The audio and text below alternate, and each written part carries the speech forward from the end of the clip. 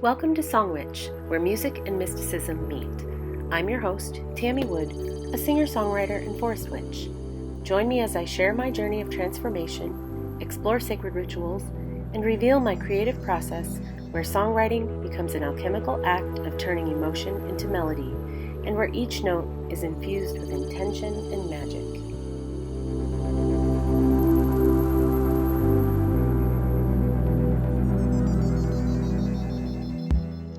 Well, hey everybody.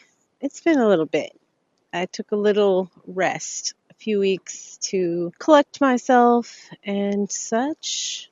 But look at this beautiful forest. So it's been pretty rainy and gray and dull here for several days now. And the sun just came out today and I had to get out here in the forest. Plus, I was feeling inspired today to talk to y'all. I had a therapy session this morning and it went really well. I've been feeling really blocked for the last couple of weeks, and I didn't know why. I've been feeling blocked spiritually.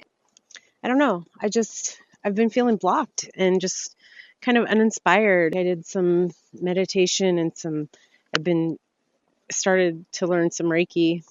Tried to do some of that on myself. Like, I felt a little bit better afterwards, not much. So that told me that I had more work to do than just like a meditation session. I needed to dig deeper.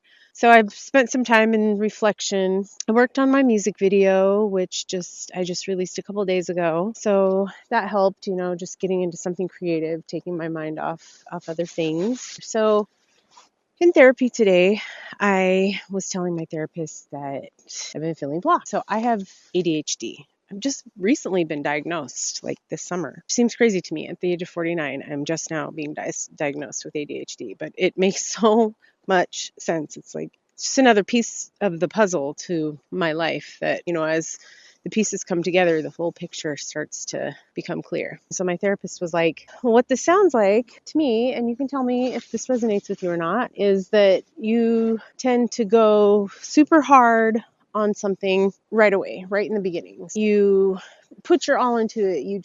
You're kind of like on a high, right? So think about like the podcast that I just started. I put out like 5 episodes within, I don't know, like 2 or 3 weeks or something like that. It was exhilarating. I was sort of just feeding off of the energy and I wasn't sleeping a lot. Yeah, it was exciting. Not to mention I hadn't been on social media much for the last few years. Getting back on that to, promote my podcast and such was also quite a high that I wasn't expecting. I go, right? Go super hard on something and then I crash. I burn out.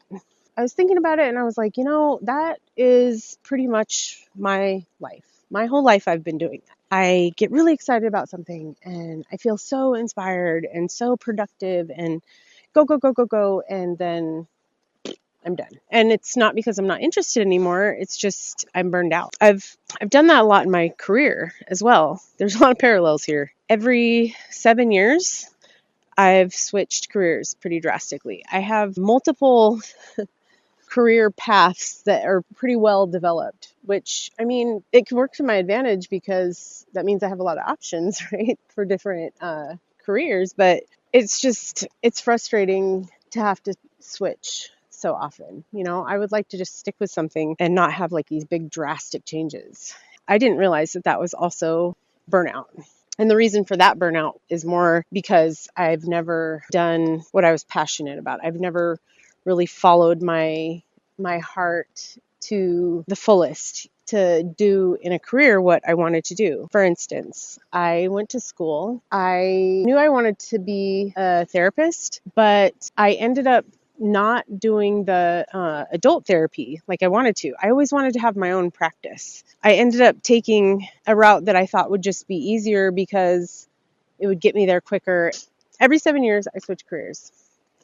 And that's because I never followed my dreams. As she puts it, my therapist, I jumped from life raft to life raft just to try to stay afloat. So instead of following my dreams and really like deeply reflecting on what I want out of a career, I would jump to whatever the next best thing was just for the sake of having a job and being a productive member of society. That pattern has not served me well. And I'm finally looking at it, recognizing it, and attempting to change that. Look at this. I wonder if you guys can see that. Oh, isn't that pretty? I don't know. Can you see the mountains? There we go. The blue sky. There she is. Sometimes I wonder if I'm a good witch because, I know I'm a good witch, but what I mean is I wonder if I'm bad at being a witch because, like, I love the sun. I love summer. I do love fall, but I love the sun. I love the sun. Anyway, makes me happy. Oh, man, really invigorates me. I'm so energized by it. So now I'm having a career change now, too, right? And it's been 7 years in this career as well. And I turned 49 this year. So 7 times 7 is 49. So I'm like, okay, it's the 7th group of 7 years. This is a big turning point. This is a big transdimensional portal that I'm jumping through right now. And I think I've mentioned, I've quantum jumped several times this year, and I feel like it's all because it's my 49th year, the 7th group of 7. Anyway, I decided to look up what 7 was in numerology, what the significance was, because I keep seeing this number pop up in different areas of my life, mostly related to time. And it said that I have a life path number 7 is what it's called. And the way you calculate that is by adding together the dates of your complete birthday. So my birthday is 6/15/75. So I add 6 plus 1 plus 5 plus 1 plus 9 plus 7 plus 5. Add all those numbers together. In numerology, what you do, you keep adding numbers together until you reduce it down to a 1 digit. There's a few exceptions, but that's what it is for the most part. So when I reduced my birth date down, I got the number 7. And that means that I have the life path number 7, which is all about your destiny and your life path, what you are meant to do. And I just thought, how apropos, because again, my intuition was telling me this number 7 had some significance with me. It had to do with these career changes, the fact that it's the 7th group of 7 years right now. I'm 49 and I'm going through this huge transformation, and I'm becoming more spiritual, and my intuition is getting stronger. That all lines up with the life path number 7. Isn't that amazing? I just find that to be so freaking magical. Shit like this makes me think even more that we're in a simulation or some crazy shit like that. It's how? What does all this mean? How is this happening? So cool. But that's what I mean when I say there's magic all around us. We just got to pay attention. So life path number 7, the mystic. That's what it's called. And it's funny because I've always related to the dark crystal, the mystic, Agra. I'm like, that's me. I'm Agra, the mystic. So I just thought that was cute when I found that out too. I'm like, oh, I've always called myself the mystic. Look at these waterfalls though. Isn't that insane? So beautiful. It's just a really magical little place. Me and Saint love it here. It's one of our favorites. Anyway, I was talking about life path number 7, career changes, ADHD, going ham on something and then getting burned out. So that's kind of where we determined today in therapy that I have been the last couple of weeks. I've been burned out again because I went so hard on the podcast so fast, and I was so excited, and I was on this high, and I had all this energy, and I was just riding it. And I'm like, I need more balance in my life is what we determined. She said that's something typical with ADHD people. Makes sense because like I said, I've been like that my whole life. I have done that with working out, exercise and dieting and stuff. I will go so crazy and just extreme and lose weight. That has been a terrible cycle that I've been in my whole life. It all makes sense now. I love my therapist. Do I say that enough? I really do love her. I really feel like we were meant to meet. I just vibe so good with her. I feel really comfortable with her. I love the fact that she's younger. For me, I think that's an advantage because I love young people. I want to live for a long time, and life is so exciting. And I feel like the young people, that's how you become younger is by being around younger people, because the world changes so drastically all the time. Over time, it's evolving exponentially. As we're aging, if we're not also evolving, we're going to be stuck, out of touch. And I don't want that to be me. Because like I said, I want to live a long time. And I want these next phase of my life to be fun and full of adventure and learning and growing and excitement and joy. I know it's hard to imagine that right now because the state of the world is so dark and there's just so much heartache and sadness. So many people that are disenfranchised and fed up with the way things are.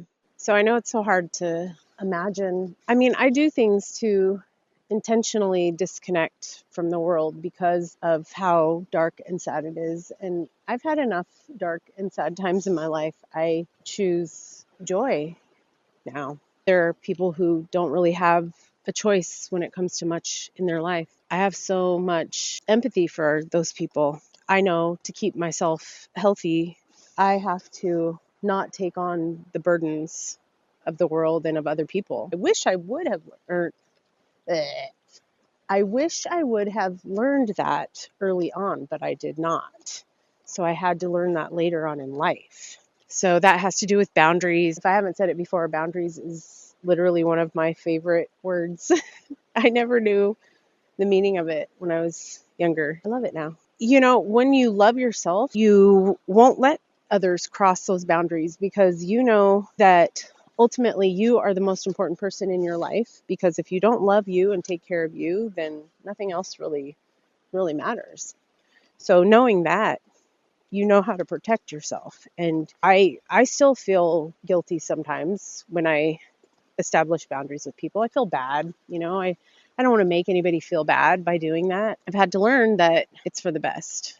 Sometimes teaching people boundaries helps them too. So the thing I am going to be working on is balance. Balance could be one of the most important things to learn in life, because it's when things get out of balance, when you kind of start to go off the rails, and then it starts to snowball. And then if you can bring yourself back into balance, that's how energy can start to flow again and all the mechanisms in the body start to work properly again. And I don't know, I'm just pontificating. I'm just theorizing. I would imagine that balance is probably really important. I know for me, it is going to be essential in all of these new endeavors that I've started, the podcast, the coaching, and then, incorporating that with my music, my art and stuff. I just have so many things that I want to do, and I'm so passionate and excited about them that balance is going to help me get there. If I don't have balance, I'm not going to get there. I'm just going to go up and down and crash and have highs and lows, and that's just going to, maybe I would get there eventually, but that just seems like a much rougher path to take than if I'm in balance. Things will go more smoothly. So I'm not sure quite what that looks like yet. That's the work that I'm starting with my therapist, and I'm going to go home and do some research on like ADHD, hyper-fixation. Yeah, I get hyper-fixated on stuff and then I burn out. So I'm going to do some research, figure out, what that's all about, and start learning some tips and tricks to manage it.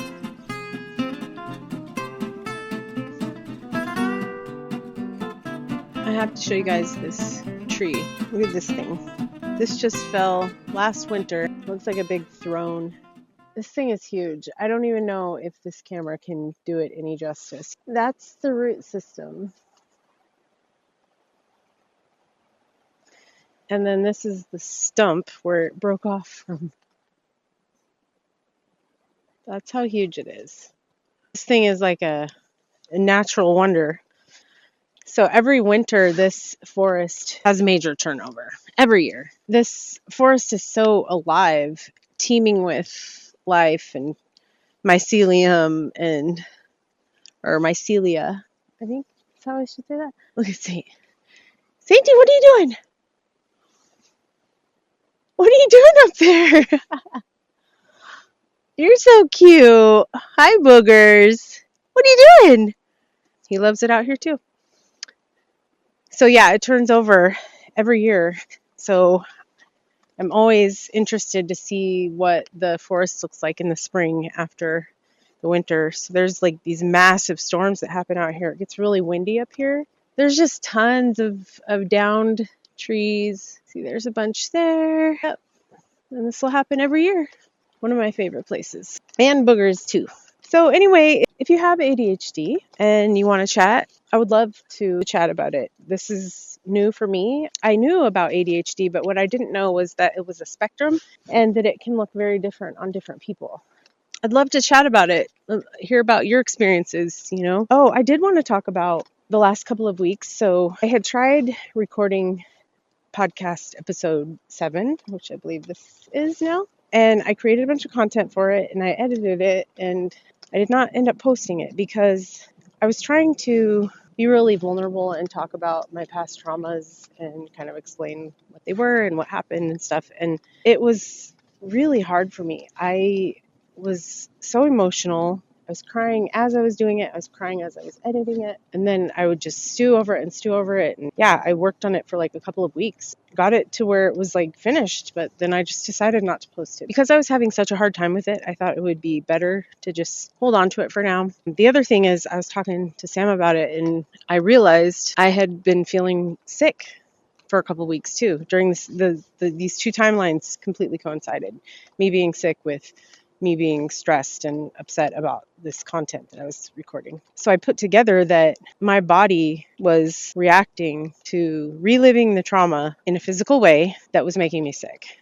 And I was like, dang. So imagine living with that trauma inside your body for 20 plus years and not processing it. And I was like, no wonder I have autoimmune disorders. And they do say autoimmune disorders are directly related to stress and trauma in the body or in the mind that manifests in the body.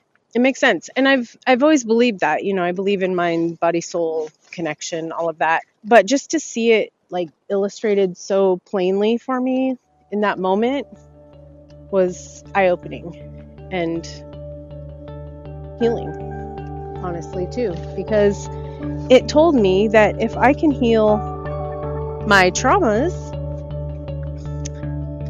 I can heal my body. That's exciting. That is very exciting. Let me go into a little bit of detail about what was going on. So I recently was sort of diagnosed with POTS, postural orthostatic tachycardia syndrome. So it's an acronym, POTS. What happens is, so your body knows when you stand up so that all your blood does not pool down in your legs because of gravity. Your body knows to close off those arteries and retain some of the blood up in your upper extremities. When you have POTS, your autonomic nervous system, that part of the nervous system is shut down or malfunctioning or whatever. So the blood pools in your legs, you get really low blood pressure and a really high heart rate. And then along with that comes being really dizzy. You could pass out.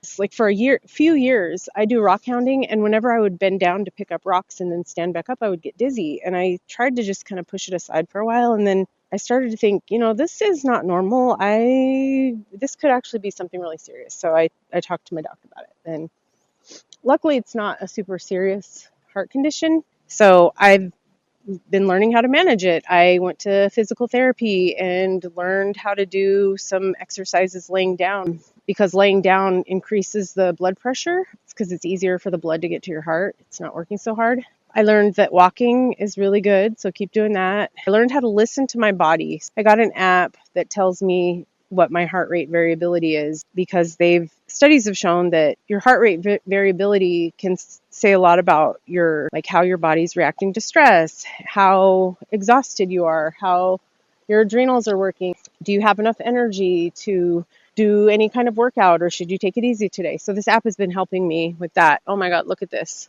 I love nothing more than a steaming forest. Look at that. Oh, it's my favorite.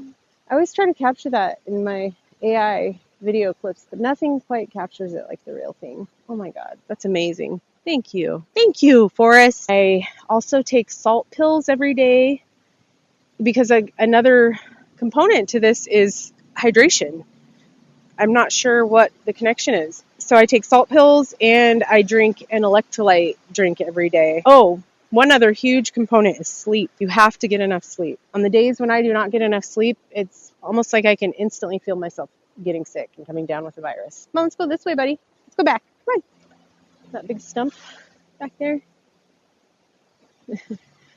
That is in a scene in David Lynch's Twin Peaks season 3, the magical portal to another universe. The other thing is heat can really exacerbate the POTS symptoms. So, like, I can't take hot showers anymore.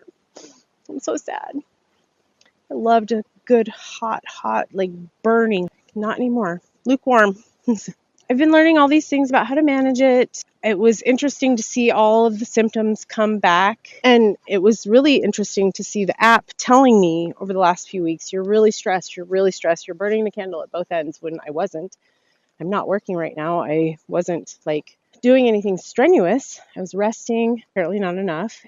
The app kept telling me that you're so stressed, you're so stressed. It was saying little energy, and I did have very little energy. That I knew, but I was like, stressed about what? Stressed about what? I didn't realize. So weird how you can be so disconnected from your own feelings sometimes. Like, did we unlearn how to recognize and be in touch with our feelings as kids or something? And then here we are as adults now, not able to do it. I do feel like I'm getting some of it back, though. Like I've been practicing. I'm working on it. Meditation, spirituality, therapy, all of these things, journaling, all of this stuff helps get reconnected with the emotions and connecting the emotions with the body too.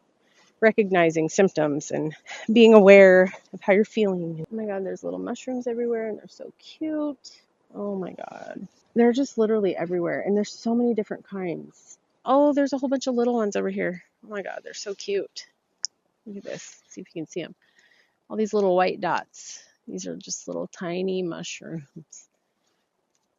They just look like little colonies of life because they are. There's a bunch of cute ones on this log right here too. Look at this. It's so cute. I have quite the kinship with the mycelia. Oh, this one's really pretty out of this log right here. Okay, here's some cool stuff. There's one, and then there's some different kinds under there. Same ones right here. One of the things that my therapist stressed to me is to take my time with the coaching and to not rush. She stressed that to me a few times now. And she's like, it's so important. I can't tell you enough how important it is. It's not easy work helping people with their traumas. It's what I'm meant to do. Not everything is meant to be easy. Some things take work, and sometimes that's the reward when you do all that work and then seeing the progress that you've made. If I can help one person, that will make me feel good. I'd like to help more, but this pair of trees right here is really cool. Look at this. They're so big. I love trees so much. Oh, it looks like he's holding her. Oh, it looks like arms. Their branches look like arms. Looks like she's kind of falling over and he's holding her. Yeah, I have a kinship with trees too. It's forests, man. I'm a forest witch. I'm a forest river song witch. I'm all of the above. I am multidimensional. I am in love with these two trees right here. So I brought my dad out here and he was in love. He and I both share the same kinship for the forest. And we were talking as we were walking through this forest about how much we just are in love with trees and forests and rivers. And I said, I think it has to do with our last name Wood. He was like, oh yeah, of course. And he started to tell me all about like the ancestors who lived in the woods, and her name used to be Wode, I think like Wode. That was like the old English spelling of it. And then over the years it changed to Wood, but it meant people of the wood. People of the wood. I believe genetic memories are real. I believe that the memories of our ancestors live on within us. They live in our body, in our DNA. Our mind can connect to and access those memories in our body. And I think that's why we love the forest so much, because We are the people of the wood. And that also explains generational trauma. It's the same concept. Traumas that our ancestors went through, they can live on within us if we don't heal them. It's pretty amazing to realize that we have the power to do that. Saint's just waiting for me. You ready to go home? You ready to go? I guess that's a yes. Until next time, y'all. Peace, love, and music.